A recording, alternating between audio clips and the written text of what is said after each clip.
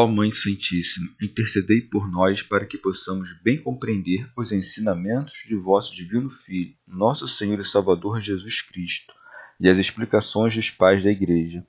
Ó Virgem Imaculada, ofereço-vos este trabalho e peço que abençoais aqueles que o ouvirem, e que seja para a maior honra e glória de Deus. Amém. Senhor onipotente, purificai o meu coração e os meus lábios. Vós, que purificastes os lábios do profeta Isaías com carvão em brasa, e dignai-vos, por tal modo, purificar-me com a vossa misericórdia, para que possa dignamente anunciar o vosso santo Evangelho. Por Jesus Cristo, nosso Senhor. Amém. Senhor, abençoai-me. Que o Senhor resida no meu coração e nos meus lábios, para que anuncie digna e convenientemente o seu Evangelho. Amém. Evangelho de Nosso Senhor Jesus Cristo, segundo São Mateus. A nova justiça é superior à antiga. Disse Jesus aos seus discípulos: com efeito, eu vos asseguro que se a vossa justiça não ultrapassar a dos escribas e a dos fariseus, não entrareis no reino dos céus. Ouvistes que foi dito aos antigos: não matarás. Aquele que matar terá de responder no tribunal. Eu, porém, vos digo, todo aquele que se encolerizar contra seu irmão terá de responder no tribunal. Aquele que chamar ao seu irmão raca estará sujeito ao julgamento do sinédrio. Aquele que lhe chamar louco terá de responder na geena de fogo. Portanto, se estiverdes para trazer a tua oferta ao altar e ali te lembrares de que o teu irmão tem alguma coisa contra ti, deixa a tua oferta ali diante do altar e vai primeiro reconciliar-te com teu irmão, e depois virás apresentar tua oferta. Assume logo uma atitude conciliadora com o teu adversário, enquanto estás com ele no caminho, para não acontecer que o adversário te entregue ao juiz e o juiz ao ministro, e assim sejas lançado na prisão. Em verdade te digo, dali não sairás enquanto não pagares o último quadrante. Comentários dos Pais da Igreja. Santo Hilário de Poitiers.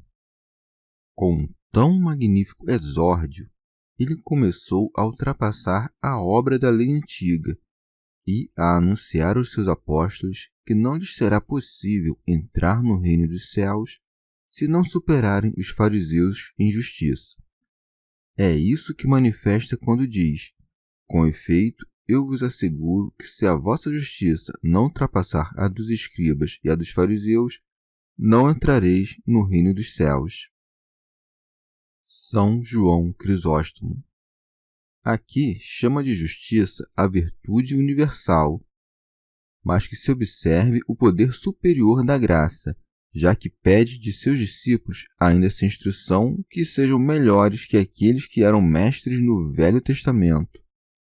Não chamou de iníquos os escribas e fariseus porque negou que tivessem justiça. Considera também que com essas coisas confirma o Antigo Testamento diante dos seus apóstolos, comparando-o com o Novo, pois o maior e o menor são do mesmo gênero. A justiça dos escribas e dos fariseus são os mandatos de Moisés. Os acréscimos destes mandamentos são os mandamentos de Cristo. É isto, pois, o que diz: se alguém, além dos preceitos da lei, não cumprir esses preceitos meus, que entre eles eram considerados pequenos, não entrará no reino dos céus. Já que aqueles preceitos livram da pena, devido aos transgressores da lei, sem levar ao reino dos céus, ao passo que estes livram da pena e levam ao reino.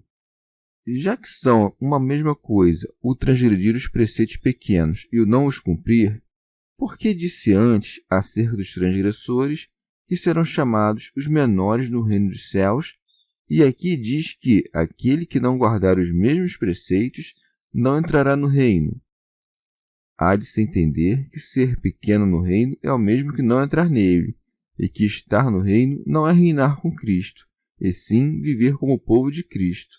Como se dissesse que aquele que não cumpre será contado entre os cristãos, porém como um cristão pequeno, e aquele que entra no reino participa do reino com Cristo. Assim, aquele que não entra no reino dos céus não terá glória com Cristo. Contudo, está no reino dos céus, isto é, será contado entre aqueles sobre os quais reina Cristo, que é o Rei dos céus. Santo Agostinho. Ou, como disse em outro lugar, se a vossa justiça não exceder a dos escribas e a dos fariseus, isto é, que é daqueles que não praticam o que ensinam, porque deles dirão ateus, dizem e não fazem, como se dissesse: se não abundar vossa justiça, de modo que não infrinjas a lei, mas antes cumprais o que ensinais, não entrareis no reino dos céus. De um modo, deve-se entender o reino dos céus, onde estão ambos, aquele que não pratica o que ensina e aquele que pratica. Mas ao primeiro se chama pequeno e ao segundo, grande. Este reino dos céus é a igreja presente. De outro modo, deve-se entender o reino dos céus, onde não entra senão aquele que faz. Esta é a igreja como se apresentará na outra vida. Este nome de reino dos céus, que com tanta frequência pronuncia o Senhor, não sei se alguém o terá encontrado nos livros do Antigo Testamento. Pertence propriamente à revelação do Novo Testamento, porque era reservada a sua pronúncia aos lábios de quem o Antigo Testamento prefigurava, como um rei que viria para governar seus servos. Este fim ao qual devem se referir os preceitos estava oculto no Antigo Testamento, embora vivessem de acordo com ele os santos que viam sua revelação futura. Comentário de São Tomás de Aquino em forma de glosa. Ou isto que disse, se não exceder, deve referir-se à inteligência dos escribas e fariseus, não ao conteúdo do Antigo Testamento. Santo Agostinho. Quase tudo que o Senhor aconselhou ou mandou, fazendo preceder as palavras "em verdade vos digo", encontra-se também naqueles livros antigos. Mas, como não compreendiam que o homicídio era outra coisa além da destruição de um corpo humano, o Senhor lhes manifestou que todo movimento mau que possa contribuir para o mal do irmão deve ser considerado como homicídio. Por isso acrescenta: ouvistes que foi dito aos antigos, não matarás. Pseudo Crisóstomo. Querendo Jesus Cristo manifestar que o mesmo Deus que falou por meio da lei é o que agora manda pela graça, põe à frente dos seus preceitos aqueles que na lei antiga se colocavam em primeiro lugar, isto é, os proibitivos de agir contra o próximo. Santo Agostinho. O preceito "não matarás" não expressa, como opinam os maniqueus, a proibição de arrancar um ramo de planta ou matar um animal irracional sem razão, uma vez que, por ordenação justíssima do Criador, a vida e a morte destes estão submetidas às nossas necessidades. Por isso, devemos entender que tudo o que está dito se refere ao homem. Não matarás a outrem, nem tampouco a ti mesmo, que, pois, aquele que se mata não faz outra coisa que matar um homem. De modo algum agiram contra este mandamento os que, por ordem de Deus, lutaram em guerras. Tampouco cometem crime aqueles que, exercendo a autoridade legítima, castigam os criminosos com a morte por império de razões justíssimas. Abraão não foi considerado como culpável de crueldade, como é ainda elogiado com o nome de piedoso ao querer matar seu filho para obedecer a Deus. Excetuam-se aqui aqueles a quem Deus manda matar, seja por uma ordem geral, seja em um caso particular, por uma ordem expressa e transitória. Não mata aquele que obedece ao que manda de modo legítimo, assim como não mata quem presta auxílio ao magistrado que usa a espada. Tampouco deve ser considerado homicida Sansão, que sucumbiu sob as ruínas com todos os seus inimigos, porque o mesmo Espírito que por meio dele fazia milagres tinha sido quem lhe havia dado a ordem, ainda que de maneira oculta. São João Crisóstomo. Por isso diz: ouvistes que foi dito aos antigos, o que manifesta que fazia já muito tempo que conheciam esse preceito. Diz isto, pois, para estimular os ouvintes hesitantes a progredirem de maneira mais impetuosa em direção a preceitos mais altos, como um mestre que diz ao seu aluno preguiçoso: já não passaste demasiado tempo apenas soletrando palavras? Assim acrescenta: eu, porém, vos digo, todo aquele que se encolerizar contra seu irmão terá de responder no tribunal. E nisso devemos ver o poder do legislador. Ninguém entre os antigos profetas havia falado assim, senão desta maneira: isto disse o Senhor. Porque eles, como servos, anunciavam as coisas que eram do Senhor, mas este, como filho, anuncia as coisas que são do seu pai e as suas ao mesmo tempo. Aqueles pregavam aos seus companheiros de servidão. Este ditava leis aos seus servos. Santo Agostinho. São duas as opiniões dos filósofos sobre as paixões da alma. Os estoicos acreditam que as paixões são impróprias para o homem sábio, mas os peripatéticos creem que só homens sábios podem ter paixões, desde que moderadas e submetidas à razão, de modo que, quando for exercida a misericórdia, se conserve a justiça. Na doutrina cristã, não se indaga principalmente se uma alma piedosa pode encolerizar-se ou entristecer-se, mas sim a origem dessas impressões. Pseudo Crisóstomo. Aquele que encolerizar-se sem motivo será culpável. Aquele que encolerizar-se com motivo, não. Pois, se não existisse a ira, nada valeria a doutrina, os tribunais não estariam constituídos, nem os crimes se castigariam. Assim, peca aquele que não se ira quando há causa para tanto. A paciência imprudente fomenta os vícios, aumenta a negligência e convida a fazer o mal, não só aos maus, como também aos bons. São Jerônimo. Em alguns códices se acrescenta sem causa. No entanto, quanto à verdade, não há dúvida, e a cólera é totalmente proibida. Como nos é ordenado orar por aqueles que nos perseguem, fica suprimida toda ocasião de enfurecer-se. Deve-se, pois, suprimir este acréscimo, sem causa, porque a ira do homem não opera a justiça de Deus. Pseudo Crisóstomo. Contudo, a ira com causa não é ira, e sim juízo, pois a cólera propriamente dita é a alteração de uma paixão. A ira daquele que se enfada tendo motivo para tanto não é por paixão, e, por conseguinte, julga de pleno direito, não se irrita. Santo Agostinho. Também devemos atentar ao que significa enfurecer-se com o irmão, pois não se enfurece com o irmão aquele que se enfurece com o pecado de seu irmão. Já aquele que se enfurece com o seu irmão e não com o pecado dele, enfurece-se sem causa.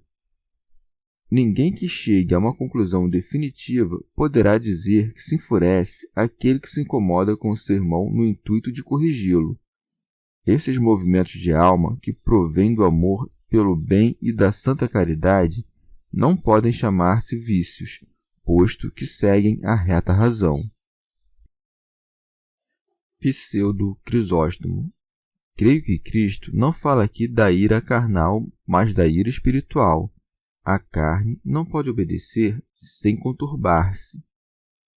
Quando o homem se enfurece e não quer fazer aquilo a que a ira o impele, sua carne se enfurece, mas sua alma fica em paz. Santo Agostinho. Assim, pois, com este primeiro mandamento, trata-se de uma só coisa, a ira. No segundo, se tratam de duas, a ira e a palavra que a expressa, como se diz nestes termos: e o que chamar racá a seu irmão será condenado pelo sinédrio. Alguns têm preferido tomar do grego esta palavra, crendo que a palavra raca quer dizer esfarrapado, já que em grego racos quer dizer farrapo.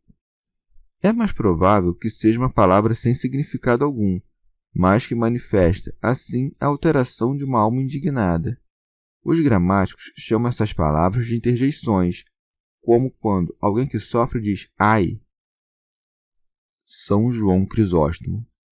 Também a palavra raca pode ser uma palavra de desprezo ou de desdém, como quando ordenamos, seja aos criados, seja àqueles que são mais jovens que nós. Vai tu, diz a ele tu. Assim, os que conhecem a língua síria põem a palavra raca em lugar de tu. O Senhor, pois, quis arrancar-nos até mesmo os defeitos menores, e por isso manda que nos tratemos mutuamente com honra. São Jerônimo.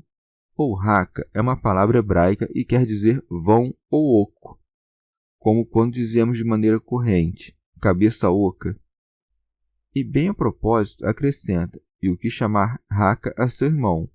Nosso irmão, então, não pode ser outro senão aquele que tem o mesmo pai que nós. Pseudo Crisóstomo. Não é adequado chamar de homem vazio aquele que traz em si o Espírito Santo. Santo Agostinho. Em terceiro lugar, são referidas 3 coisas: a ira, a palavra que significa ira e a expressão do vitupério. Por isso prossegue: aquele que lhe chamar louco terá de responder na geena de fogo.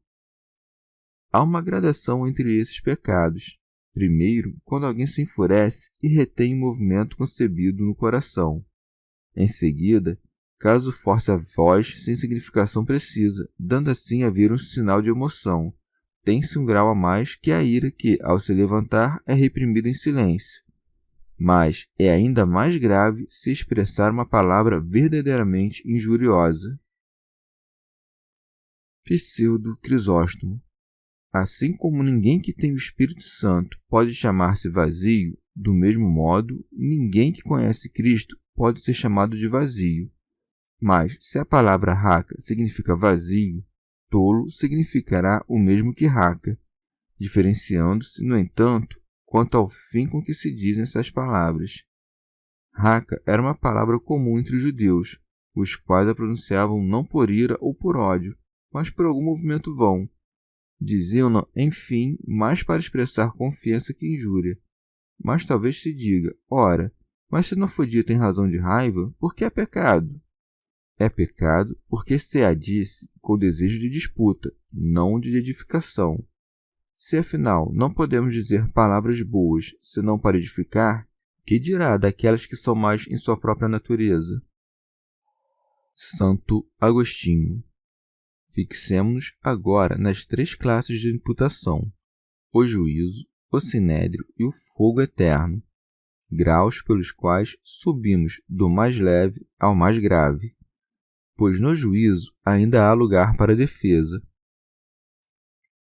Ao sinédrio pertence a pronúncia da sentença, quando os juízes acordam entre si o tipo de castigo que se deverá aplicar, e no fogo eterno já se expressa claramente a condenação e a pena do culpado, de modo que assim se vê quão grande é a diferença entre a justiça de Jesus Cristo e a dos fariseus. Entre estes, o assassinato deixa um homem sujeito a julgamento. Já para Cristo, tão só a ira já o faz ser julgado, imputação que, das 3, é a mais leve. Rábano Mauro. O Senhor chama aqui de Geena o tormento do inferno, cujo nome se acredita que ele tomou de um vale consagrado aos ídolos e que fica próximo de Jerusalém, outrora cheio de cadáveres, que, segundo lemos no livro dos Reis, Josias profanou. São João Crisóstomo. É a primeira vez que pronuncia o nome do inferno, depois de falar do reino dos céus, manifestando assim que nos dá este último em virtude do seu amor, o primeiro em virtude de nossa indolência. A muitos parece demasiado forte o padecer por uma só palavra dita, uma pena tão grande, com o que alguns dizem. Isso está expresso de maneira hiperbólica. Contudo, temo que, interpretando mal essas palavras, soframos ali o último suplício. Não creias que isso é algo duro, porque a maior parte dos castigos e dos pecados procede das palavras. E, com efeito, palavras insignificantes induzem muitas vezes ao homicídio e têm destruído cidades inteiras. Não consideres coisa menor chamar teu irmão de insensato, já que assim lhes tira a prudência e o intelecto, por meio dos quais somos homens e nos diferenciamos dos animais. Pseudo Crisóstomo. Ou será réu do Sinédrio, isto é, pertencerá ao concílio daqueles que se reuniram contra Cristo, como interpretam os apóstolos em seus cânones. Santo Hilário de Poitiers. Ou ele, que trata como vazio o que está pleno do Espírito Santo, faz-se réu diante do concílio dos santos, que, tornados juízes, lhe farão pagar pela ofensa feita ao Espírito Santo. Santo Agostinho. Alguém me perguntará, com que suplício mais grave se castiga o homicídio, se a injúria já se castiga com o fogo do inferno? Isto leva à compreensão de que existem vários infernos. São João Crisóstomo. O juízo e o sinédrio são penas que se padecem nesta vida, e o fogo do inferno é a pena que se padece na outra. Por isso, trata do juízo da ira, pois não é possível que o homem viva absolutamente sem paixões, mas lhe é possível refreá-las. Portanto, ele não fixou para ela uma pena determinada, para não parecer que a proíba totalmente. O sinédrio é citado agora como o grande juízo dos judeus, para que não se creia que inova em tudo. Santo Agostinho. Nessas 3 sentenças se deve observar que há palavras subentendidas, excetuada a primeira delas, que traz todas as palavras. Todo aquele que se irá contra seu irmão, que o faz sem causa, segundo alguns. Na segunda, quando diz o que chamar raca a seu irmão, entende-se que sem causa. E a terceira, quando diz o que lhe chamar louco, dá a entender 2 coisas, que se trata do seu irmão e que é sem causa. E é com isso que se defende aquele dito do apóstolo, que chama insensatos aos Gálatas, os quais também denominamos irmãos. Não faz então sem causa. Se não é lícito enfurecer-se contra o irmão, nem chamá-lo de raca ou de insensato, muito menos devemos ter algo na alma que possa converter-se em ódio, e por esse motivo acrescenta: portanto, se estiveres para trazer a tua oferta ao altar, e ali te lembrares de que o teu irmão tem alguma coisa contra ti. São Jerônimo. Não falou sobre teres algo contra o teu irmão, e sim sobre ter o teu irmão algo contra ti, de modo a te impor com maior dureza a necessidade de reconciliar-te. Santo Agostinho. Então, tem ele algo contra nós, se por algum motivo o ofendemos, mas nós temos algo contra ele, se ele nos ofendeu, caso este no qual não é necessário procurar reconciliação. Não pedirás perdão àquele que te ofende, antes o que fazes é perdoá-lo. Uma vez que desejas que Deus te perdoe, perdoa tu também ao teu irmão. Pseudo Crisóstomo. Mas se outrem te ofender e fores o primeiro a lhe pedir perdão, ganharás grande mérito. São João Crisóstomo. Mas, se alguém não procura, por amor ao próximo, reconciliar-se com este, ele o induz a tanto para que sua obra não fique incompleta, especialmente em lugar sagrado. Por isso acrescenta: deixa a tua oferta ali diante do altar e vai primeiro reconciliar-te com teu irmão. São Gregório Magno. O Senhor não quer receber o sacrifício dos que estão em inimizade. A partir disso, podes conhecer quão grande é o sinal da inimizade que afasta os meios de remissão dos pecados. Pseudo Crisóstomo. Veja-se aqui a misericórdia de Deus, que pensa antes no bem dos homens do que em sua própria honra. Ele ama mais a concórdia entre os fiéis do que as oferendas no altar, pois, enquanto houver discórdia entre os fiéis, suas oferendas não recebem atenção, suas orações não são ouvidas. Ninguém, pois, pode ser amigo fiel dos que são inimigos entre si, e por isso Deus não quer ser amigo dos fiéis enquanto estes forem inimigos entre si. E nós não mantemos a fé em Deus se amamos seus inimigos e odiamos seus amigos. Tal como foi a ofensa, qual deve ser a reconciliação? Se tiveres ofendido com o pensamento, deves reconciliar-te por meio de pensamento. Se tiveres ofendido com palavras deves reconciliar-te. Se ofendestes com obras deves reconciliar-te. Assim como se comete um pecado, deve-se fazer penitência por ele. Santo Hilário de Poitiers. Uma vez alcançada a paz humana, ele manda voltar-se para a divina, para passar da caridade dos homens à de Deus, e por isso segue dizendo: e depois virás apresentar tua oferta. Santo Agostinho. Como se tome ao pé da letra o que aqui se diz, e se por acaso alguém achar que assim lhe convém agir, não poderá demorar muito para vir a reconciliação se o irmão estiver presente, já que nos é ordenado deixar oferenda diante do altar. Mas, se o irmão estiver ausente, e o que também pode vir a ocorrer na outra margem do mar, é absurdo crer que deve deixar sua oferenda diante do altar e atravessar terra e mares antes de oferecê-la ao Senhor. Por isso, ele nos manda reconciliarmos-nos em nosso interior e pensar espiritualmente para que se possa compreender o que foi dito sem correr em absurdos. Por altar, devemos entender, do ponto de vista espiritual, a fé. A oferenda que fazemos ao Senhor, seja por meio do ensino, seja por meio da oração, seja por qualquer outro meio, não pode ser aceitável diante de Deus se não for sustentada pela fé. Se, pois, ofendemos nosso irmão em alguma coisa, devemos ir nos reconciliar com ele, não com os pés do corpo, mas com o movimento da alma, prostrando-nos diante do irmão com sentimentos de humildade em presença daquele a quem vamos oferecer. E assim como se estivesse presente, poderemos alcançá-lo não com um ânimo simulado, mas acalmá-lo com um pedido de perdão, e ao nos voltarmos para o altar, isto é, renovando a intenção do que tínhamos começado a fazer, fazermos nossa oferenda. Santo Hilário de Poitiers. Visto que o Senhor não permite que passemos tempo algum sem a disposição de espírito da benevolência, mandou-nos reconciliarmos com nossos inimigos no caminho da vida, a fim de que, quando da morte, não partamos sem terminar a paz começada. Por isso diz: assume logo uma atitude conciliadora com o teu adversário, enquanto estás com ele no caminho, para não acontecer que o adversário te entregue ao juiz. São Jerônimo.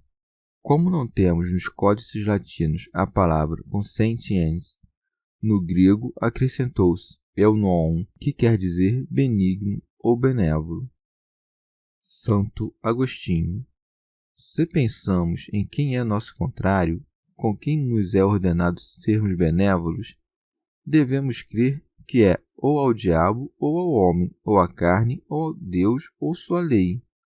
Não me parece que seja o diabo, aquele com quem, segundo nos é ordenado, devemos ser benévolos, ou estar em amizade. Onde há benevolência, há amizade, e ninguém nos pode mandar que tenhamos amizade com o diabo. Tampouco convém que estejamos em paz com ele, já que renunciamos ao seu trato e lhe declaramos guerra. Nem devemos consentir com ele, porque ter alguma vez estado de acordo com ele é coisa que nos faz cair em muitas misérias. São Jerônimo. Alguns dizem que o Salvador nos manda sermos benévolos com o demônio para que não o façamos sofrer por culpa nossa, porque há quem diz que ele deve se atormentar por nós quando consentimos em suas tentações. Outros dizem, estes com mais precaução, que no batismo nós fazemos uma espécie de pacto com o demônio, renunciando a ele. E se respeitamos esse pacto, fazemos-nos benévolos e conformes com o nosso inimigo, e assim não seremos encerrados no cárcere. Santo Agostinho. Não vejo como interpretar isto dizendo que somos entregues pelo homem ao juiz, uma vez que compreendo que Cristo é o juiz ante cujo tribunal todos teremos de nos apresentar. Como haverá de ser entregue a um juiz aquele que, como nós, haverá de comparecer também diante do juiz? Mais ainda, se alguém prejudica outro homem matando-o, não terá tempo de reconciliar-se com ele durante o caminho, isto é, nesta vida, mas, no entanto, poderá ser curado pela penitência. muito menos compreendo como se poderia nos ser ordenado estarmos concordes com a carne, com a qual consentem antes os pecadores. Aqueles que submetem a carne à servidão não estão de acordo com ela, antes a obrigam que se submeta. São Jerônimo. Como se pode enviar a carne ao cárcere se ela não está de acordo com a alma, uma vez que a alma e o corpo haverão de ser aprisionados juntos, já que o corpo não pode fazer nada se a alma não o obriga? Santo Agostinho. Talvez o que nos é ordenado aqui é que estejamos unidos a Deus, de quem nos separamos pecando, e que desde então se mostra nosso adversário ao resistir a nós, sendo estas palavras: Deus resiste aos soberbos. Todo aquele, pois, que não se reconciliar com Deus nesta vida, por meio da morte do seu filho, será entregue por ele ao juiz, isto é, ao filho, a quem o Pai deu todo o juízo. Mas como se pode com verdade dizer que o homem se encontra no caminho com Deus, senão porque Deus está em toda parte? E com isso não se quer dizer que Deus, presente em toda parte, esteja com os ímpios, assim como não dizemos que os cegos estão com a luz que os banha. Só resta aqui que compreendamos o preceito de Deus como nosso adversário, porque opõe-se aos que querem pecar, e ele nos é dado nesta vida para que esteja conosco ao longo de nosso caminho. Uma vez conhecida a lei, devemos prontamente assentir a ela, lendo, ouvindo e assentindo à sua autoridade suprema, não a desacatando por ser oposta aos nossos pecados, e sim amando-a porque nos corrige. E quando for obscura, oraremos para que a possamos compreender. São Jerônimo. Mas, pelas palavras precedentes, parece que Deus nos exorta à concórdia com o próximo, posto que disse mais acima: vai reconciliar-te com teu irmão. Pseudo Crisóstomo. Exorta-nos o Senhor a reconciliarmos-nos com nossos irmãos nesta vida, sabendo quão perigoso é que um inimigo morra sem reconciliar-se. Se, sendo inimigos, os leva à morte à frente do juiz, teu inimigo te entregará a Cristo, provando que tu és réu em seu juízo. Entregar-te-á ao juiz, mesmo que antes tenha te proposto a paz, pois aquele que antes propõe a paz ao inimigo torna-o réu diante de Deus. Santo Hilário de Poitiers. Ou vosso adversário vos entregará ao juiz, porque vossa ira de ressentimento, que permanece sobre ele, revela vossa culpabilidade. Santo Agostinho. Entendo que esse juiz é Cristo, porque o Pai deu ao Filho todo o poder de julgar. O ministro entendo ser o anjo, e os anjos o serviram. E com efeito, cremos que virá julgar com os seus anjos, de modo que acrescenta, e o juiz ao ministro. Pseudo Crisóstomo. Ou ao ministro, isto é, o anjo cruel dos castigos, o qual os enviará ao cárcere da geena, e assim é que se lê, e assim sejas lançado na prisão. Santo Agostinho. Entendo por cárcere os castigos das trevas, e para que ninguém subestime esse cárcere, acrescenta: em verdade te digo, dali não sairás enquanto não pagares o último quadrante. São Jerônimo. Quadrante é um tipo de moeda que equivale a 2 minutas, o que é o mesmo que dizer: não sairás do cárcere até que tenhas expiado mesmo os menores pecados. Santo Agostinho. Esta expressão ocorre aqui para mostrar que nada fica sem castigo, da mesma forma que dizemos que uma coisa que, depois de se ter dela muito exigido, deu de si até o último. Ou então, se quer significar, com o nome de último quadrante, os pecados terrenos, já que a terra é o quarto e o último dos elementos. A palavra pagar significa a pena eterna, e o modo de dizer com até que se deve tomar no mesmo sentido que esta outra frase: senta-te à minha direita até que ponha os teus inimigos por escabelo de teus pés. É claro que não deixará de reinar quando os inimigos estiverem postos sob seus pés. E assim se deve entender aqui: não sairás de lá antes de ter pago o último quadrante, como se dissesse que nunca sairá de lá, porque pagará sempre o último quadrante enquanto durarem as penas eternas dos pecados da vida. Pseudo Crisóstomo. Ou se fazes as pazes nesta vida, podes receber a remissão mesmo das faltas mais graves. Mas, uma vez condenado e metido no cárcere, não só te terão exigido suplícios pelos pecados graves, como também por uma mera palavra inútil, o que se pode compreender por quadrante. Santo Hilário de Poitiers. Como a caridade cobre uma multidão de pecados, pagaremos até o último quadrante, a não ser que, pelo valor da mesma caridade, seja remida a culpa de nossos delitos. Pseudo Crisóstomo. Também se pode chamar de cárceres as angústias deste mundo, nas quais, várias vezes, os pecadores são lançados a Deus. São João Crisóstomo. Ou se trata aqui dos juízes deste mundo, do caminho que conduz a este juízo e deste cárcere. Isso para induzir o ouvinte não só com as coisas futuras, mas também pelas presentes, que estão sob seus olhos e costumam impressionar mais. Assim como também diz Paulo: se fizerdes o mal, teme, porque não é debalde que ele traz a espada. Chegamos ao fim de mais um dia de comentários da Catena Áurea. Muito obrigado por ficarem até aqui, que Nossa Senhora derrame suas graças sobre nós e até amanhã.